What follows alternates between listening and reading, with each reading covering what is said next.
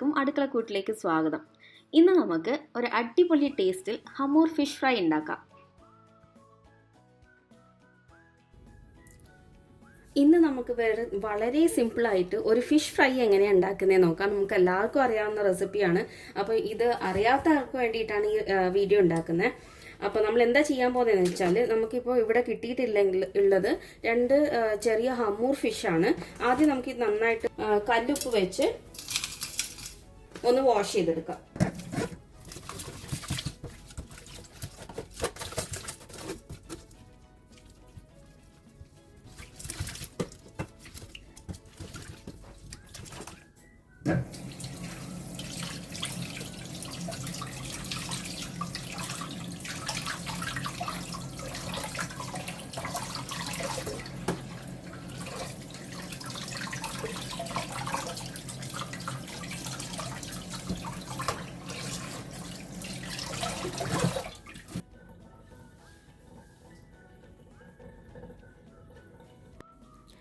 ഇപ്പം നമ്മളിത് വാഷ് ചെയ്തിട്ട് എടുത്തിട്ടുണ്ട്.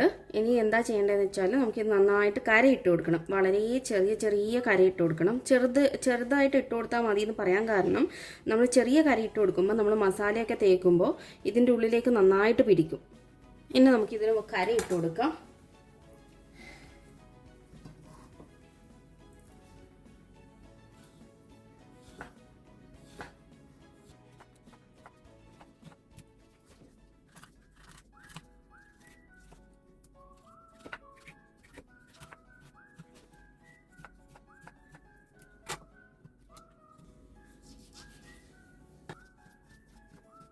ഇപ്പോൾ 2 മീനും ഇവിടെ കരയിട്ട് കൊടുത്തിട്ടുണ്ട്. ഇനി നമുക്ക് വേണ്ടതെന്ന് വെച്ചാൽ, ഇതിന് വേണ്ടിയിട്ടുള്ള മസാല പ്രിപ്പയർ ചെയ്യണം.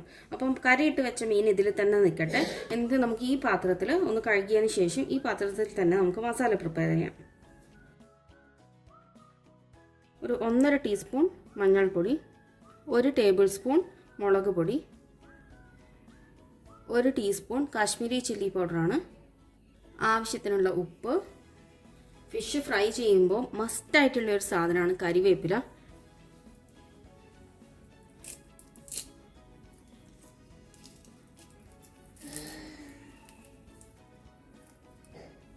ഇനി ഇതിലേക്ക് പുളി രസത്തിനായിട്ട് ഞാൻ ഒരല്പം പുളി എടുത്ത് വെള്ളത്തിലിട്ട് കുതിർത്ത് വെച്ചിട്ടുണ്ടായിരുന്നു.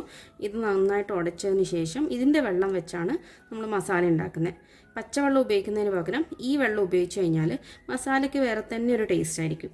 കുതിർത്ത ഫുള്ള് വെള്ളവും മസാലയ്ക്ക് വേണ്ടി ഉപയോഗിക്കേണ്ട ആവശ്യമില്ല. ആവശ്യം നോക്കിയിട്ട് മാത്രം ഉപയോഗിക്കാം.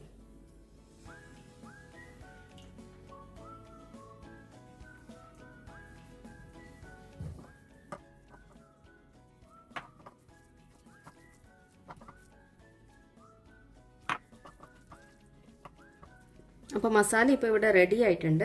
അധികം തിക്കായിട്ടും അധികം ലൂസായിട്ടും മസാല ആക്കരുത്. അപ്പം ഈ ഒരു കൺസിസ്റ്റൻസിയിൽ മസാല ആക്കിയതിന് ശേഷം നമുക്കിതിനി ഓരോ മീൻ എടുത്തതിന് ശേഷം അതിലേക്ക് നന്നായിട്ട് പുരട്ടി കൊടുക്കാം.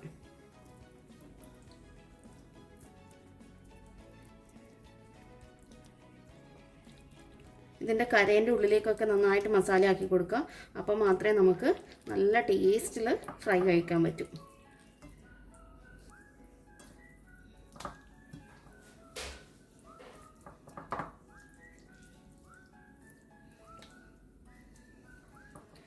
മസാല പുരട്ടിയതിന് ശേഷം ഇതുപോലെ കുറച്ച് സമയം വെച്ച് കഴിഞ്ഞാൽ ഇതിൻ്റെ ഉള്ളിലേക്ക് മസാല നന്നായിട്ട് പിടിക്കും.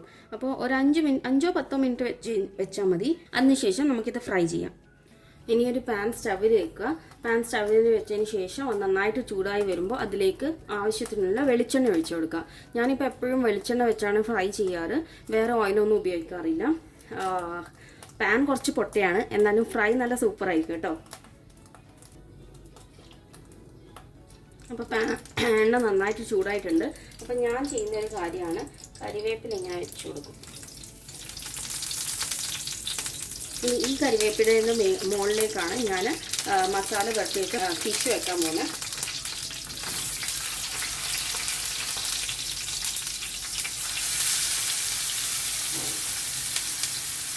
ഈ സമയത്ത് നമുക്ക് തീ നന്നായിട്ട് കുറച്ച് വെക്കാം.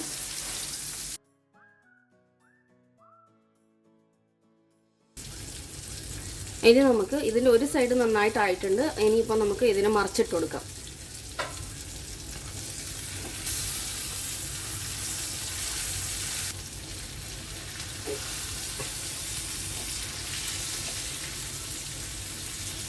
എണ്ണ വേണമെങ്കിൽ ഈ സമയത്ത് ഒഴിച്ചു കൊടുക്കുക കേട്ടോ, എണ്ണ കുറവാന്ന് തോന്നുന്നുണ്ടെങ്കിൽ.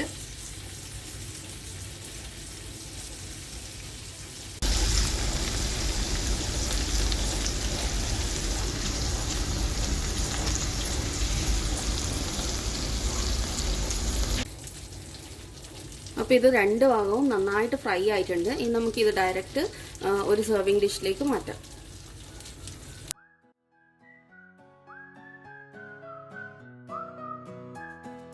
അപ്പോൾ ഇത് വളരെ സിമ്പിളായിട്ടുള്ള ഒരു റെസിപ്പിയാണ്.